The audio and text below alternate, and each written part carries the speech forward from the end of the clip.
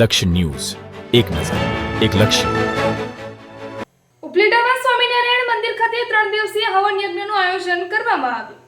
ઉપલેટા શ્રી સ્વામિનારાયણ જીરાપા મહિલા મંદિર દ્વારા પુરુષોત્તમ માસ અધિક માસ નિમિત્તે ભક્ત ચિંતામણી હોમાત્મક યજ્ઞ સાંખ્યયોગી વિલાસબેન દ્વારા આયોજન કરવામાં આવ્યું હતું.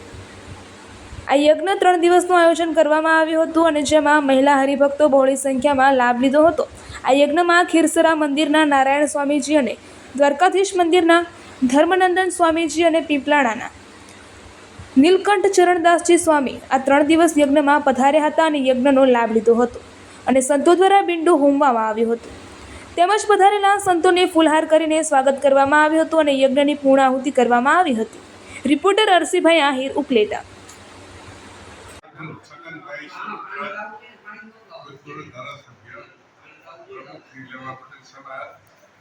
આજે જીરાપા પ્લોટ મહિલા સ્વામિનારાયણ મંદિર તરફથી જે છેલ્લા 3 દિવસથી યજ્ઞ યોજવામાં આવે છે એ યજ્ઞની અંદર 5 છોડ રાખવામાં આવેલા, એની અંદર લગભગ 50 બહેનોએ સતત રીતે ભાગ લઈને એની અંદર આહુતિ આપેલી.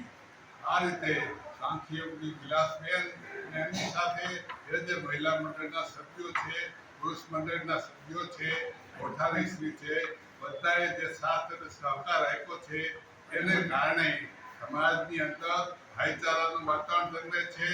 અને આ જે બહેનોએ ભાગ લીધો સત્સંગની અંદર, જે બીજા બહેનો ભાઈઓએ એની અંદર સતત રીતે સાથ અને સહકાર માટે સંપ સુલેહ અને શાંતિનું વાતાવરણ સર્જાશે.